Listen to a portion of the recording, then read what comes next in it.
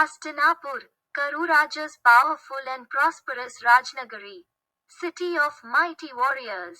City of many artists. After a month, Hastinapur started to come into view. The tops of palaces and temples stand as if penetrating into the belly of the sky. The river Ganga was flowing slowly, giving the city a splash of silver water. Numerous birds were chirping on her character. In the surrounding 2 or 3 schemes, only high-rise buildings, cowsheds, stables, temples and gymnasiums were crowded. Our chariot was entering the city of the majestic and virtuous Kauravaraj Dhritarashtra. My Aisha's chariot would now run through this city. Will she give me the same as Gangamata gave me in Champangri? I asked myself. Blowing dust on the road, the chariot entered the city limits. Horses carrying horses to the water, cowherds returning to the bells of cows, women carrying urns to the Ganges for water, farmers plowing their fields and returning with plows on their shoulders. My eyes began to pick up one scene after another. The sun god was lingering on the western horizon to say goodbye to the city. The rays they emitted brought the clouds to the horizon in a variety of colors, including pink, orange, and silver. I began to look with awe at the sun god. Who made that beautiful alchemy with his rays? Giving your valuables to someone else is like a strange expression on the face of a kullalan, just like I saw something strange in their form. Next to them was a black cloud. So I probably felt that way. Numerous long fingers of his falling rays were rolling over Hastinapura's face as if to say to him, now your visit is tomorrow. Our chariot entered the palace gate. The gatekeeper bowed and greeted Baba. The chariot stopped at the stables. As usual, Shona quickly jumped down. I started to see the palace from the chariot. He looked so cute like a newborn baby. The entire palace was built of white marble. The whole of Champanagari could easily fit on the bank of the palace. So its perimeter was so big. The shore was built of black stone. The white palace on the black bank looked like a ball of butter filled in a black earthen pot. There were many pulses inside Duhati. In was a circular pool of water. The innumerable rays of the setting sun were wandering in it as it pleases. Fish of different colors and swan with auspicious, stiff neck were roaming. Blue and white lotuses flutter in the wind was. At the 4 corners of the lake were 4 lion cubs carved in white stone. In front, there were numerous steps leading up to the palace. Come on in. Take a look and enjoy yourself. There were only 5 of them.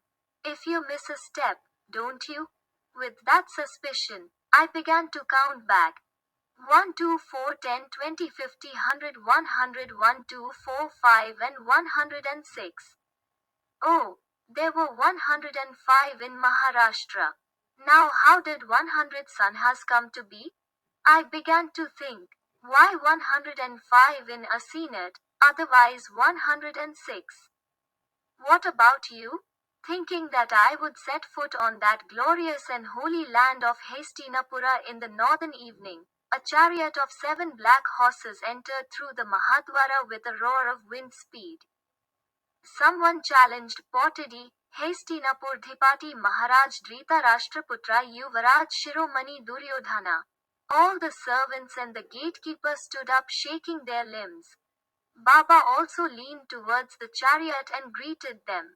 What, uncle? When did you come from Champangri? Yuvraj asked as he got out of the chariot, smiling. It's just coming. Yuvraj. Baba answered politely. I started looking at Yuvraj Duryodhana from the chariot. He was dressed as a warrior. In it he looked as beautiful as Vishnu. He looked very handsome because of the mattress in his hand.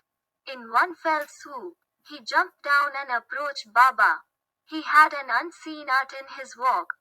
His every step was like a drunken elephant roaming the ground. He was shaking his hand vigorously while recovering from the frequent falling north. His squinting eyes were extraordinarily penetrating. The nose was as straight as a spear blade, but who knows, the only thing that bothered me was, his eyebrows were as thick and curved as a dragon's, trying to scare the world. He looked at us and asked Baba, "Uncle, who is this?" "This is my son Karna and this is his younger brother Shona. Yuvraj." Baba replied, "Karna and Shona, nice rhythm. But how did you bring them today? To show your Rajnagari, okay. Meet Amatya, they'll show you everything." He turned like a whirlwind and began to climb the steps of the palace like lightning. He even climbed almost all the steps. There was only one footpath left, but he stopped and turned back to the rain.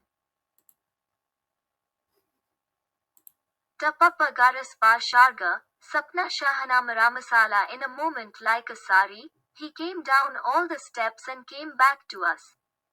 He came to me and looked at my earrings alone and said, "Are these your earrings born to you?" "Yes." I looked deep into his dark eyes and replied, "You look so beautiful because of these earrings. So much so that you are the son of this uncle. No one will believe it." "What uncle?" Putting his hand on my shoulder, he leaned his head back and asked Baba with a big smile. He must have been confused. He remained silent without answering anything. The sun god must have been covered by that black cloud of Magha, because the whole palace of white stones looked pale in an instant. I felt a little confused because of that. As soon as Yuvraj Duryodhana arrived, he hurried back to the tank, climbed the steps and left. We both kept looking at him. The figure behind him became blurred. The sky, which had been covered a while ago, must have been clear now, because the footsteps that seemed to be obscure were clearly visible again. Baba left the chariot at the chariot school. He made Shona reach his room as he did not want to bother to climb the steps. In order to meet Maharaj Dhritarashtra, we climbed the steps of that magnificent palace. From the depths of the heart boiled and suddenly started coming up.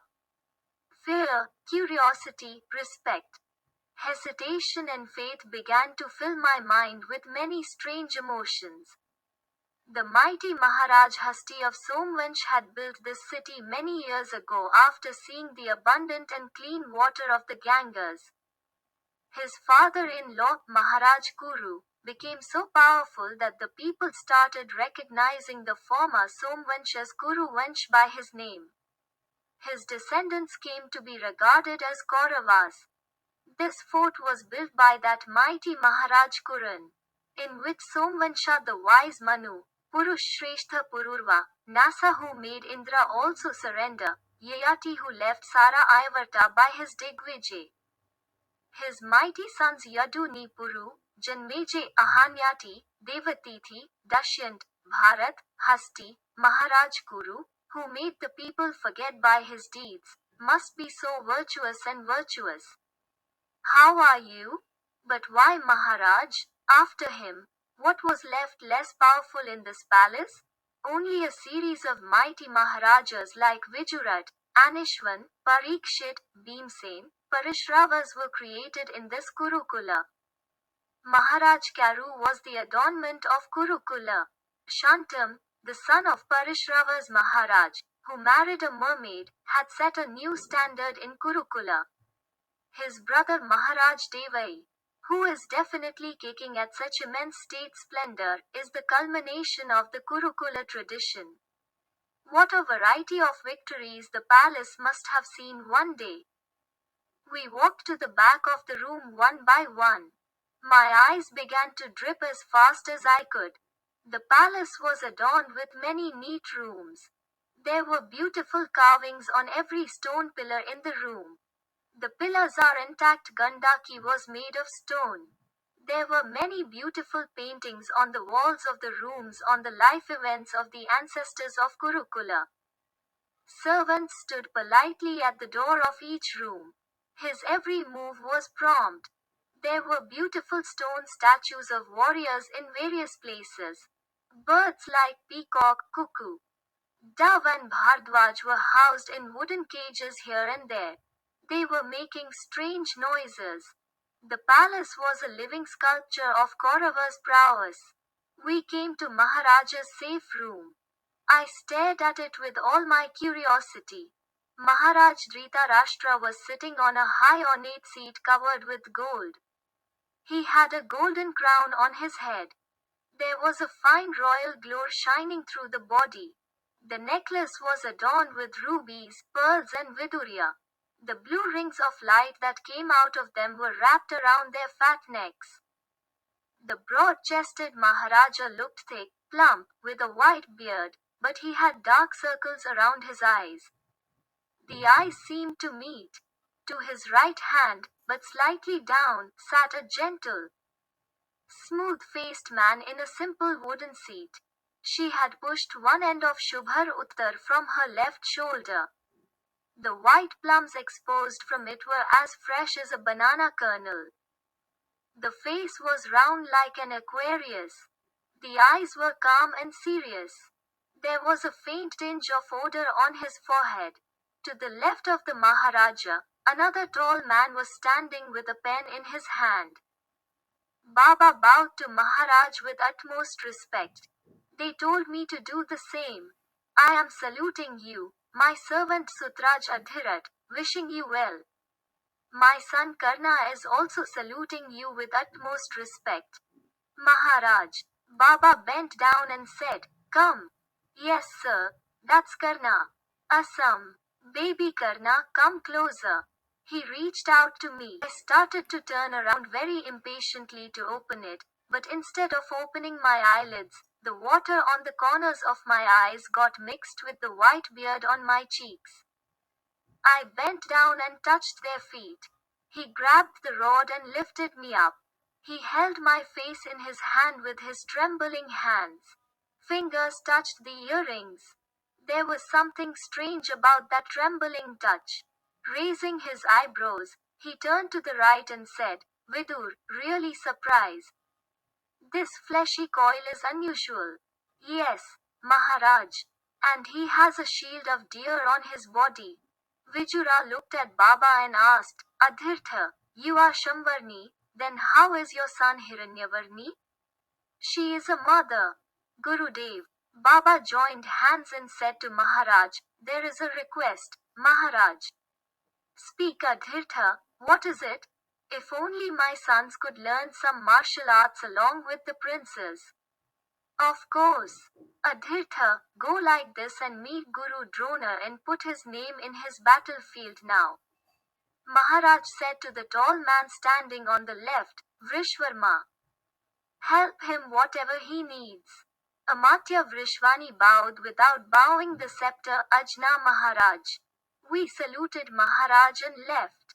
Before turning, I looked at Vijura. I saw a fine 8 rising on his majestic forehead. It seemed to me that even if it was raining somewhere far away, sometimes even lightning flashes in the clear sky.